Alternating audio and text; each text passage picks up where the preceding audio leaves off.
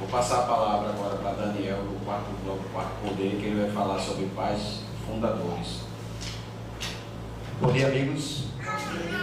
Eu queria dizer primeiro ao nosso querido amigo vereador que uma das maiores forças que se expandiu pelo mundo começou com 12 homens. Então, quando a gente vai a algum lugar que tem poucas pessoas, mas tem mais de 12, pode ter certeza que pode se expandir para milhões. Tá? O cristianismo se espalhou pelo mundo com 12 homens, né, pastor? Então, esse primeiro ponto, né? Mas hoje eu queria falar sobre os pais do conservadorismo, porque quando a gente fala sobre cristianismo, o que vem na mente? Cristo, figura de Cristo. Quando a gente vai falar sobre marxismo, o que vem na mente? Marx. Quando a gente fala de alguém, ou Fordismo, Ford. Então, se vai falar de conservadorismo, você tem que falar dos pais do conservadorismo. Quem são? Então, eu separei 3 dos mais importantes, que com certeza vocês vão amar conhecer a história deles e vão querer ler depois sobre eles, estudar sobre eles, porque aí de fato há a profundidade do pensamento conservador. O primeiro deles, e é de fato o pai do conservadorismo a nível mundial, né, considerado, é o Edmund Burke. O Edmund Burke nasceu em 1729 e morreu em 1797. Ele pegou o período ali da Revolução Francesa. E ele fez a melhor leitura do que foi a Revolução Francesa. A Revolução Francesa nada mais é do que 2 grupos que se juntaram para derrotar o rei, para derrotar o império. E aí você tinha de um lado os jacobinos, do outro lado você tinha os girondinos. Eram 2 grupos que poderiam representar a direita e a esquerda, aí, os liberais e os marxistas, ou os revolucionários marxistas.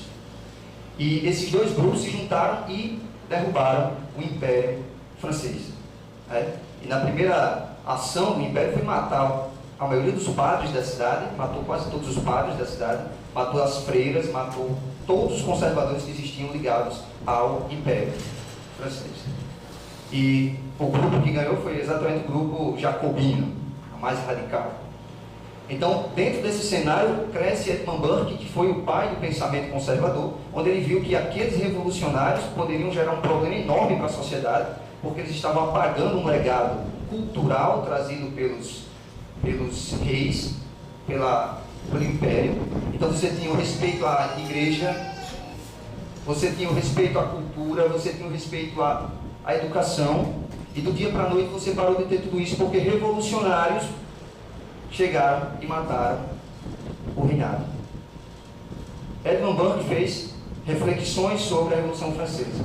E esse livro dele baseou o pensamento conservador para ser anti-marxista, para ser anti-revolucionário. Então, o primeiro pai que criou o conservadorismo, e o conservadorismo as pessoas às vezes acabam se confundindo, não é moralismo.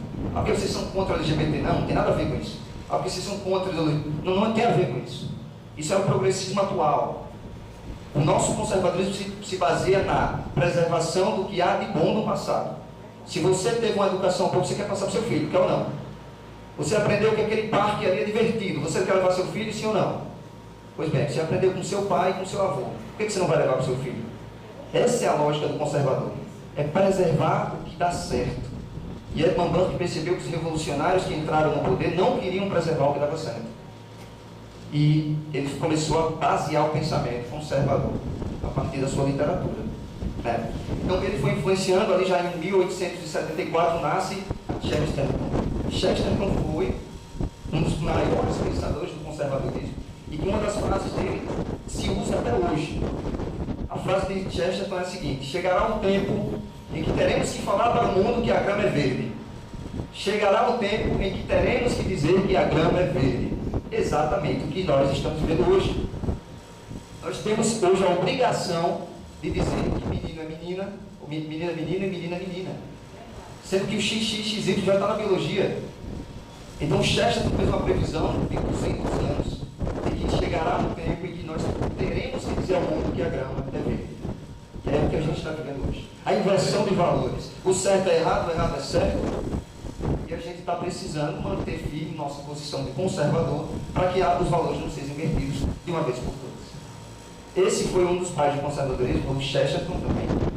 E ele pôde dar bases cristãs ao conservadorismo. Então, hoje a gente, quando fala de conservadorismo e atrela a pauta cristã, é muito por causa de Chesterton. Ele é um católico tradicional, né, que executou o seu conservadorismo baseado no que Cristo ensinou. E o terceiro pai do conservadorismo, e aí já é mais próximo da nossa realidade, é o Olavo de Carvalho. E aí já é uma realidade brasileiríssima, porque ele pode condensar o espírito brasileiro da criatividade, sabe, da irreverência, junto aos princípios desses pais fundadores que eram lordes. O caso do Edmund Burke e Chesterton são lordes. Você deve estar pensando assim, pô, mas o que esses caras têm a ver com a realidade aqui de Caissara? Eles de fato eram lordes que viviam ali em seus pensamentos filosóficos. O Olavo de Carvalho não. Ele conseguiu fazer que o frentista entendesse o que é Edmund Burke. Ele conseguiu fazer que o pedreiro, o padeiro, conseguisse entender Chesterton. Por quê? Ele trouxe a brasilidade para o tempo. Então, Olavo de Carvalho é o pai do conservadorismo no Brasil, brasileiro.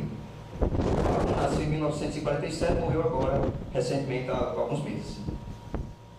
Então, ele trouxe para o Brasil esse sentimento de há um conservador adormecido, que é a maioria, que se ele se levantar, o jogo vira. E, de fato, em 2009, Olavo de Carvalho escreveu um artigo chamado Abaixo o Povo Brasileiro. Esse artigo dizia: o primeiro homem que vier em praça pública e falar contra o aborto, e falar contra a ideologia de gênero, e falar contra essa ditadura LGBT impondo sobre as pessoas, será aclamado e colocado nos braços. 2009, tá? E o que aconteceu em 2018?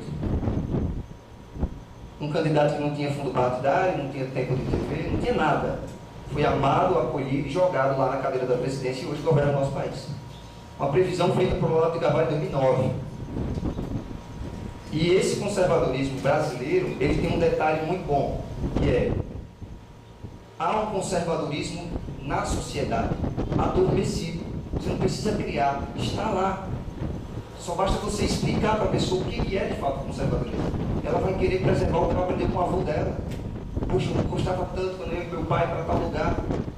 Poxa, eu gostava tanto, aquele valor de respeitar a bandeira, cantar o hino nacional. Eu gostava tanto, formou meu caráter. Então a gente não precisa inventar a roda. A gente só precisa relembrar o quanto foi bom no passado. Dona Olga, a senhora quando ela era aluna, né, só recebia aula de moral e cívica? Recebia. Com certeza contribuiu na formação do seu caráter. Só que a sua neta receba? Minhas filhas e meu neto recebem.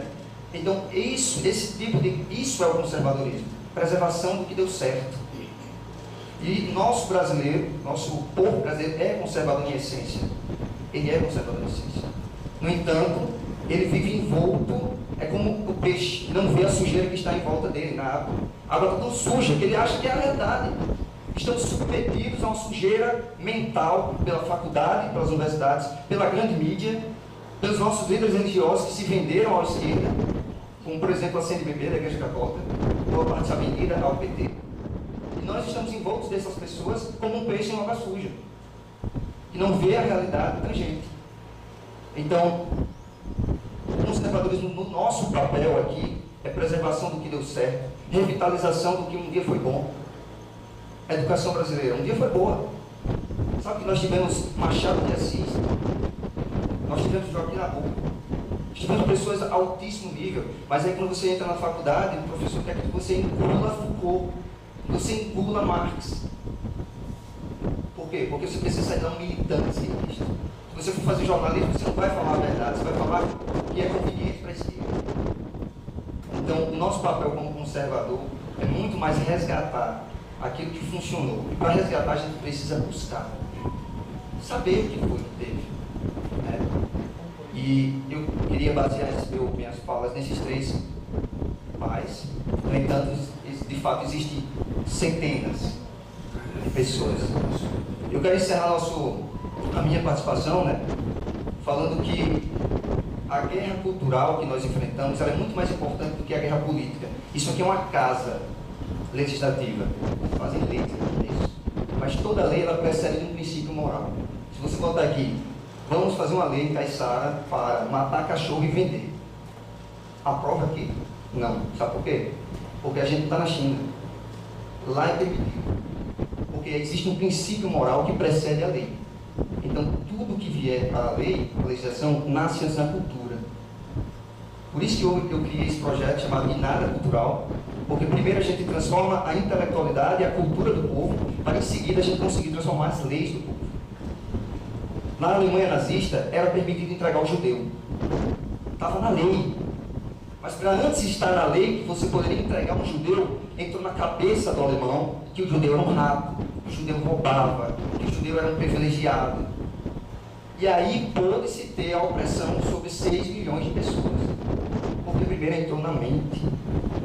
Então, o nosso papel como conservador é desenvolver a cultura conservadora antes de ter as leis conservadoras, para que as pessoas consigam compreender o passo.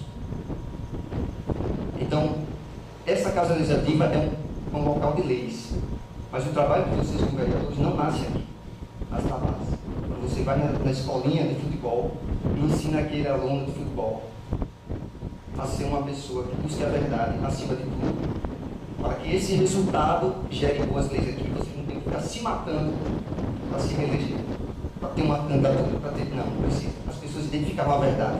O discurso verdadeiro é eleito de forma voluntária. Jair Bolsonaro chegou lá na presidência sem botar a mão no recurso público. As pessoas entenderam a verdade e executaram ela. Então, amigos, muito obrigado pela oportunidade. Eu quero parabenizar o Instituto Conservador, que eu acredito que vai ser uma grande força no nosso estado. Parabenizo o deputado estadual, Coronel Azevedo, e também ao Godeiro, que está aí cabeçando essa iniciativa. Obrigado. Obrigado pela sua participação.